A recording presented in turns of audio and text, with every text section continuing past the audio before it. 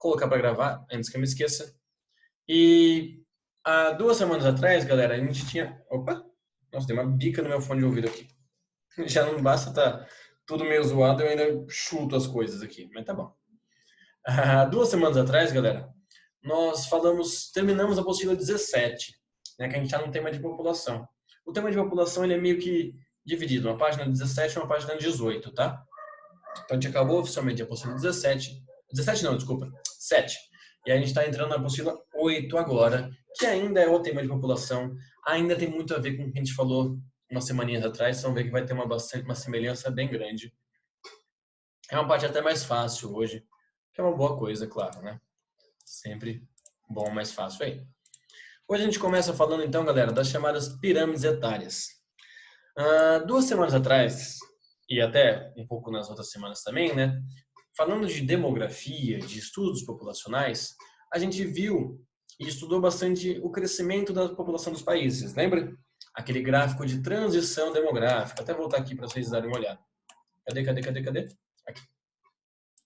Né? Aquele gráfico, então, que cada país do mundo tem alguma dessas fases da transição demográfica aí. Né? Que a fase 2 e 3, por exemplo, são as fases de maior crescimento populacional. Porque a natalidade é muito alta, mas a mortalidade já é mais baixa. Né?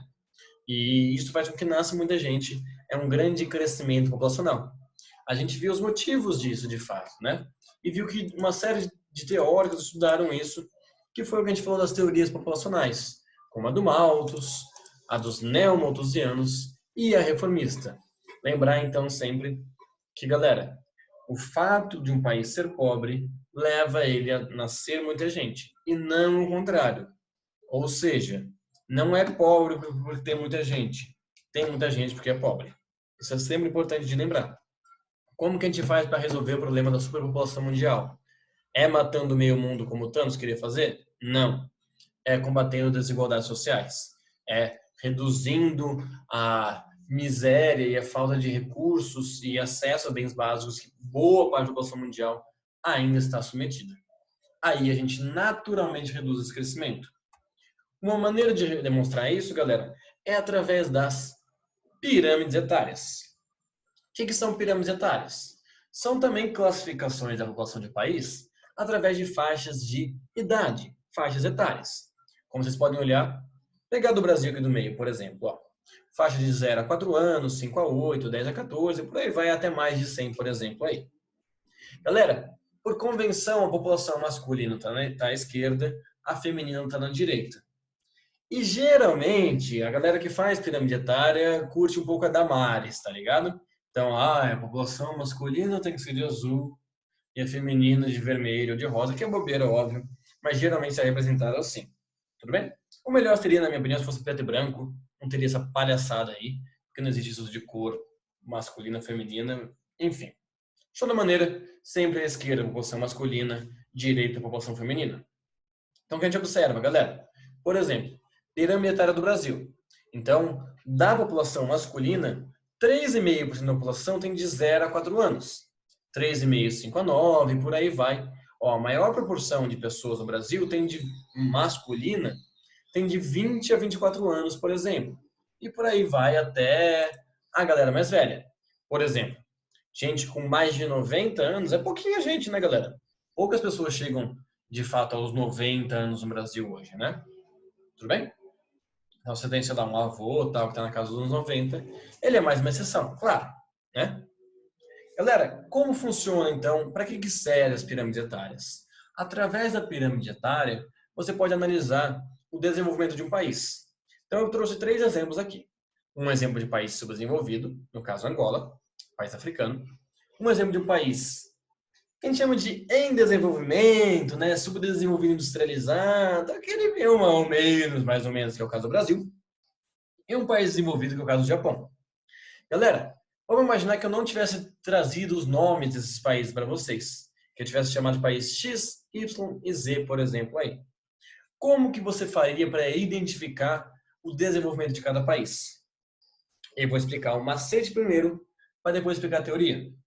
Então, galera, quando você tiver, ó, no caso de Angola aqui, ó, pirâmide mesmo, tudo bem? Ou seja, base larga e corpo e topo estreitos, quer dizer que ela vai afunilando mesmo, de fato, você tem um país subdesenvolvido. Então, supondo minha prova aí do terceiro trimestre, por exemplo, eu vou lá colocar uma pirâmide etária e vou chamar de país do Bruno. Bruno Country, sei lá. Tá ligado? Não vou dar o nome daquele país. Mas aí você vai olhar aquela pirâmide etária e ela tá pirâmide bonitinha mesmo. O topinho bem estreito e a base bem largona. O que isso quer dizer, galera? Essa pirâmide etária aqui de Angola, gente, tem mais população jovem ou população adulta e idosa? O que tem mais em Angola, galera? Jovem ou velho? Olha esse gráfico aí para mim e me responde. O que tem mais em Jovem, Angola? senhor. Oi? Jovem. Tem mais jovem, perfeito, Lucas. Exatamente, tem mais jovem em Angola. Por quê, galera? Angola, então, ela é um país que a gente chama de jovem. Bruno, isso é bom ou ruim? Galera, isso demonstra que Angola é um país subdesenvolvido. É um país com condições ruins de vida. Por quê? Lembra da transição demográfica lá atrás. Angola, opa, calma, tá nessas fases aqui, ó, fase 1, fase 2. Quer dizer, nasce muita gente, mas também morre muita gente. E aí o mesmo exemplo que eu dei para vocês quando a gente falou de transição demográfica. Imagina, galera, uma tribo lá no interior de Angola, por exemplo, em que a mulher não tem muitas vezes o domínio sobre o próprio corpo, em que filhos muitas vezes são encarados como mais uma força de trabalho para o campo, em que a população não tem acesso a meios contraceptivos, à educação, a uma série de coisas que diminuem o número de filhos. Então vai nascer muita gente mesmo. Só que, por outro lado, morre muita gente também. De fome, de miséria, alguma doença, às vezes algum conflito, alguma guerra civil. Então, nascem muitas pessoas, porém um número muito menor delas vai chegar na fase adulta. Tudo bem? Então, se você olhar assim, ó, acima de 60, 70 anos em Angola, galera, pouquíssima gente. Ó, quase 10% da população tem de 0 a 4 anos. Gente, é muita coisa. É muito bebê, é muita criança, é muito jovem. Qual é o problema? Poucos deles irão chegar na fase adulta. Ou seja, pirâmide etária, galera, com base larga e topo estreito, tem muito jovem.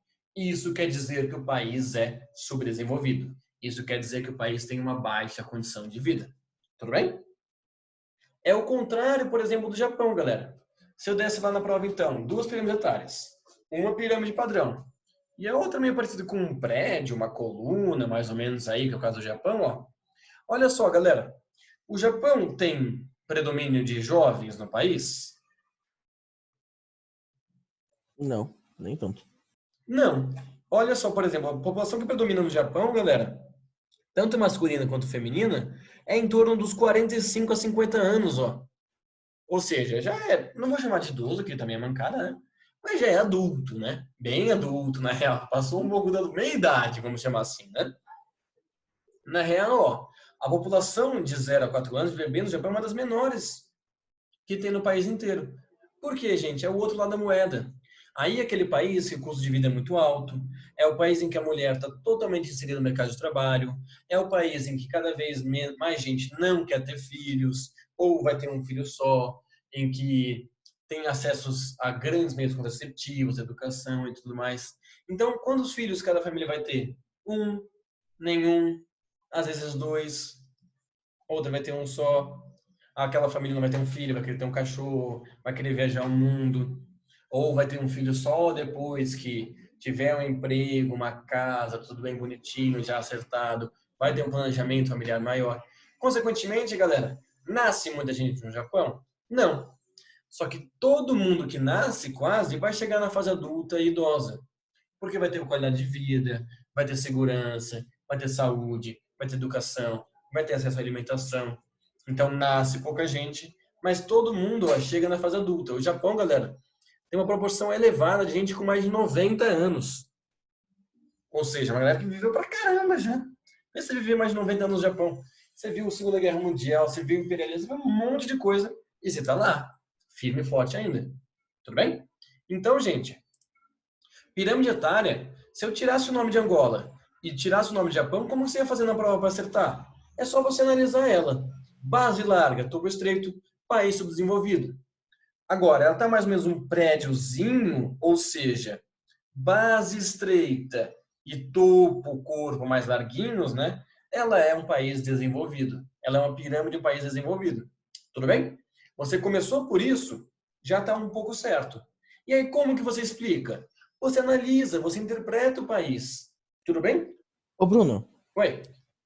mas aí, tipo assim, como o Brasil, por exemplo, como que a gente ia fazer para analisar um país em desenvolvimento, por A exemplo? gente já vai chegar lá. Perfeito, Lucas. Excelente essa pergunta. A gente já chega lá.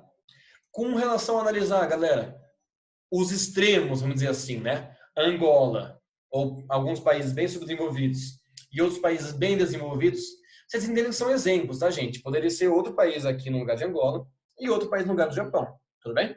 Com relação a eles, ficou tranquilo como interpretar? De boa. De boa, galerinha? Tirando o Lucas, tudo bem? Suave?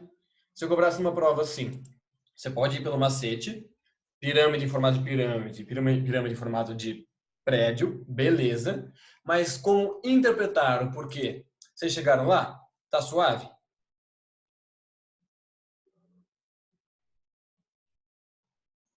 Acho que sim. Ninguém vai falar nenhum S pra mim no chat, né? Vocês me ignoram. Mas tá bom. Parece eu falando com o meu gato, assim. Meu gato só me olha com uma cara de... Ai, que humano trouxa. Inferior. Mas enfim. O do Brasil, galera, a gente observa que como é engraçado dar para os mais novinhos isso, que eles chamam de pirâmide de coxinha, por exemplo. Tem bem formato de coxinha mesmo, formato de um peão até, né? Você vê que a base do Brasil não é tão larga assim. Ela tá mais gordinha em torno da cintura aí da pirâmide, né? Ela dá uma engordadinha e ela funila lá em cima, né? Então não é uma pirâmide nem em formato de pirâmide padrão, nem em formato de predião. Quer dizer, é um país que não é tão subdesenvolvido quanto Angola, mas não é tão desenvolvido como o Japão. Respondendo a sua pergunta aí, Lucas, como a gente interpreta do Brasil? A gente observa que o Brasil ele está cada vez mais se tornando um país idoso, como a gente já até comentou 2 semanas atrás. Ele está passando por um envelhecimento da população. O Brasil era um país jovem, olha só, olha a pirâmide etária do Brasil em 1970. Parecia muito mais com a Angola, né? Base larga e topo estreito. E o Brasil está aos poucos se desenvolvendo. Ou seja, quando a gente analisa só o caso brasileiro, a gente observa que nesses 50 anos, por exemplo, o Brasil se desenvolveu um pouco. Ele teve mais aí acesso à saúde, à educação, ele se urbanizou mais, a mulher alcançou mais postos no mercado de trabalho, ele teve mais acesso a meios contraceptivos. Quer dizer que ele melhorou. Tá bom agora, Bruno? Não. Mas quer dizer que era pior antes? Tudo bem? Então o Brasil teve mais acesso a algumas coisas que reduziram o crescimento populacional. Hoje em dia o Brasil ele é um país adulto, que a gente fala. Nem jovem, nem idoso. Isso é bom? É. Lembra que eu comentei com vocês, gente, que ter muita criança no país é ruim, que vai ter que gastar muito dinheiro com ela. E ter muito idoso também, muita aposentadoria e tal. Então, por exemplo, qual é o problema que o Japão vive? Envelhecimento da população. Muito idoso proporcionalmente na população do país. E será o problema do Brasil no futuro. Olha a estimativa do Brasil, galera, para 2100. A nossa Nossa, mas, população... senhor, Oi, pode falar. tipo, tá um pouquinho diferente, né, essa estimativa aí para 2100, né? Porque seremos um país bem mais idoso, cara. Repara que, ó, a população brasileira em média vai ter em torno de uns 50, 60 anos, que é uma tendência mundial, na real, e no Brasil será muito forte. Mas será que, Porque, tipo, vai acontecer mesmo, senhor? Porque, tipo, sei lá, do jeito que tá indo, não parece ser tão verídico, não. em que sentido? Ah, sei lá, assim, vamos sentir no sentido de pobreza em si, sabe? Ah, sim. Não quer dizer necessariamente que o Brasil será desenvolvido totalmente em 2100, tá? Foi até o que a gente falou em transição demográfica. O Brasil ele terá alguns aspectos, alguns critérios, algumas características de país desenvolvido, estando pobre ainda. Vamos falar de uma maneira mais chula. Ele vai estar velho e pobre, tá ligado?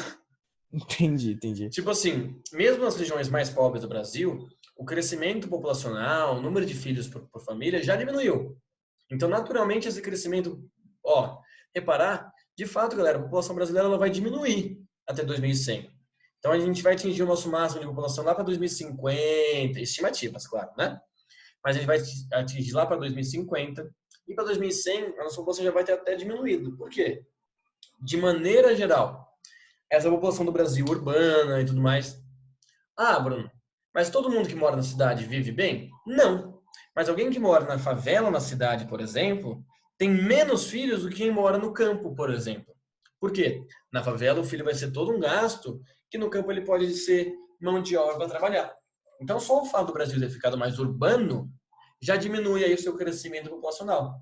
Não quer dizer necessariamente que nós estamos super desenvolvidos e nem que vamos ser no futuro. Mas que é uma proporção até se a gente reparar, né, galera? Vamos reparar que quem está com 20, 25, 30, 35 hoje, vai estar no futuro com 50, 65, 70, 80 e por aí vai. Né? Então é uma questão de uma proporção, ele vai empurrando para cima, vamos dizer assim. Né? Repara que foi tipo afunilando de baixo, afunilando e vai passando para cima cada vez mais. Claro que assim, muita coisa pode acontecer até lá. Pode ser que nem tenha mais humanidade até 2100 na real, né, gente? Mas essa é a tendência aí. Então o Brasil é um país que atravessou um certo desenvolvimento social, pequeno, mas atravessou. É um país que se urbanizou muito, então ele vai sofrer no futuro com o envelhecimento da população e ainda uma série de problemas a resolver. Saneamento básico, educação, saúde, direitos mais adequados para as mulheres, entre uma série de outras questões aí, emprego, moradia. Belezinha? Que boa. Então, hoje nós somos aquele meio termo, seremos mais parecidos com o Japão no futuro, mas infelizmente não com a qualidade de vida do Japão. Não Nossa, será... senhor, mas tipo, como que vai ser o Japão então, será, lá na frente? Cara, é um enorme problema na real, porque eles não têm muito como resolver no sentido de que, mano, a população do Japão está encolhendo muito, muito, vai ser uma população muito idosa e economicamente isso vai ser péssimo para o país. Uma maneira de resolver é incentivando a imigração. Então, onde que está nascendo muita gente do mundo? Países africanos, por exemplo. Então, para países europeus, Japão, Estados Unidos, Canadá, que não tem um crescimento populacional elevado, a ideia seria aí trazer imigrantes. Só que vai falar para o japonês que agora vai ter aí galera, sei lá, da Tailândia trabalhando no país. Vai falar para o europeu que agora tem um africano, um muçulmano, por exemplo, trabalhando no país dele, morando no país dele, sendo francês, sendo alemão também, sabe? Aí Pô, entra os muito na caras é xenofobia, no meio... preconceito. É, então, é isso que eu ia pensar, velho. Que é um tema que a gente ainda vai falar sobre isso esse ano, inclusive, na real. Mas essa é a ideia. Se tá nascendo muito num lugar e pouco no outro, é fácil. Leva a galera desse lugar e põe no outro. Só que aí se esbarra em nacionalismo, xenofobia, em preconceito, em Essas nazifascismo. Oi? Essas viadagens. Viadagem não, porque também é errado a gente falar viadagem. Esses erros, né? Essas incoerências históricas e nacionais aí, né? Como infelizmente a gente vê também no Brasil alguns exemplos ridículos na real, né? De Uhum. preconceito, de suposto nacionalismo e tal. Então, para o Japão, é um desafio muito grande. Como que um país mantém um crescimento econômico, a sua postura de potência que o Japão tem, se a população está encolhendo? Isso vai acontecer no futuro com a China, por exemplo, também. A China também está passando por um envelhecimento populacional. É um desafio muito grande também. Você imagina na China, serão centenas de milhões de idosos, por exemplo, né? É um desafio para a China também, por aí vai. E para o Brasil será cada vez mais também. Então, por exemplo, 2100, galera, eu muito provavelmente não estarei mais aqui. Nem quero, na real, né? Nem quero ficar nem velho, na real. Mas vocês, ó, se mudar com o quê? Uns 90 e tantos anos? 2100? Como é que é, Bruno, que eu tinha pegado água? Vocês vão estar com quantos anos mais ou menos 2100? Vocês nasceram o quê? 2000 Acho. e... 2004. Tô com 16 2004, agora. 2005, por aí, né? Capaz da gente até tá morto também. É verdade, é É, verdade. é possível. Talvez a humanidade inteira já esteja pensando em investigação da efeito Uns estufa. 80, Bruno. Não, não. 2100, vocês vão estar com uns 90 e tantos, É. é. A galera mandou aqui no chat Puta, mano. 95. Assim, ó, estimativas, galera, que vocês estejam vivas. Cada vez a população mundial está vivendo mais, fato. Como vai ser essa Tá. velhice de vocês? Sinceramente, não acho que vai ser a melhor do mundo, não. Acho que vai estar um mundo Não. superaquecido, com É. falta de recursos hídricos, com poluição. No Brasil e no mundo, na real, né? Mas aí é isso, né? A população parece se esquecer desses fatores. Uhum. É por isso que eu não me cuido, entendeu, gente? Porque aí pra nem chegar nisso já morro antes. A galera fala, Bruno, você come muita porcaria. Ah, beleza, é um plano de vida, gente. Ou de morte. Beleza, não ligo não. Viva feliz. Não, eu tô brincando, eu tento me cuidar assim. Vocês também tentam se cuidar e vamos cuidar especialmente do nosso planeta pra todo mundo, na real, né, gente? É que, ó, eu Pô, nasci tem em que ser igual. 92. Ah, não, eu não vou ter 108 anos, né, gente? Pelo amor de Deus. Tô com preguiça com 28. Daqui 80, não quero, não. Muita coisa. Mas, enfim. Gente, belezinha, pirâmides etárias. Se você vem em qualquer exercício, numa prova, em qualquer momento aí, pode ir pelo macete que eu falei, tá? Pirâmide, base larga, topo estreito, país pobre. Coxinha, país mais ou menos. Prédio, país rico. Só que você vai ter que interpretar também. Só analisar isso é pouco. Mas a partir disso você pode ir interpretando um pouquinho melhor. Ficou tranquilo os três casos para vocês? E especialmente o que o Brasil está atravessando? Mais uma vez, então, gente, a população brasileira está envelhecendo, fato, o que, por um lado, representa uma melhora na qualidade de vida, mas não foi suficiente. Seremos no futuro, um país idoso, com ainda muitos desafios para melhorar, que ainda não foram melhorados. Quer dizer, melhoraram um pouquinho, mas que ainda não foram resolvidos. Tudo bem, gente? De você.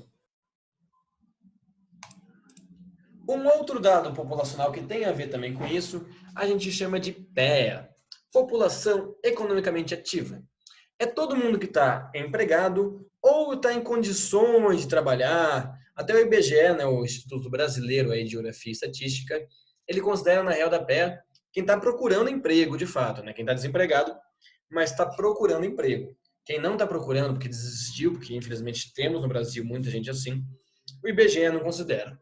Mas, de maneira geral, na PE, todo mundo que pode trabalhar, tem condições de trabalhar ou está trabalhando de fato.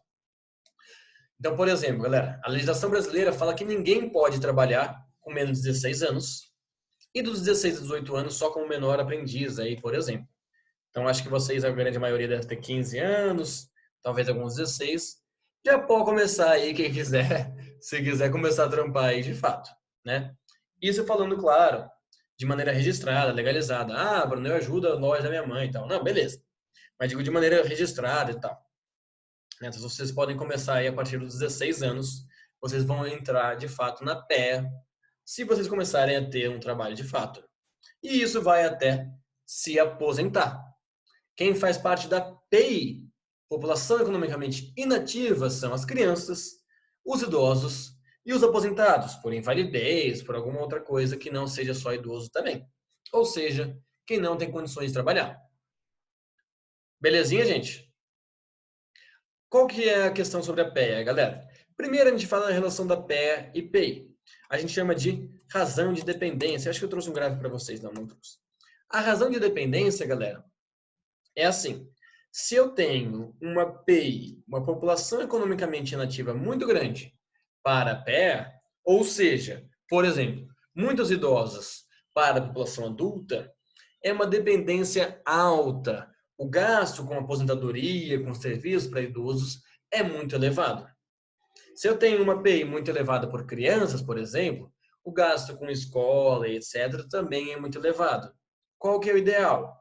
Uma razão de dependência menor, no qual eu tenho bastante adulto para trabalhar, para pagar imposto, para movimentar a economia, para sustentar as crianças e idosos e aposentados. Se eu não tenho isso, se eu tenho uma razão de dependência alta, gera um desequilíbrio.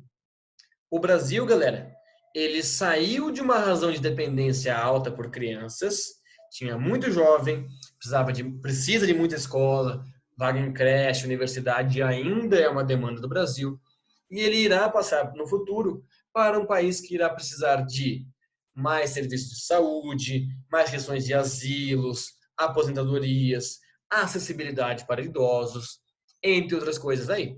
Tudo bem? Então, qual que seria o bom? Razão de dependência baixa.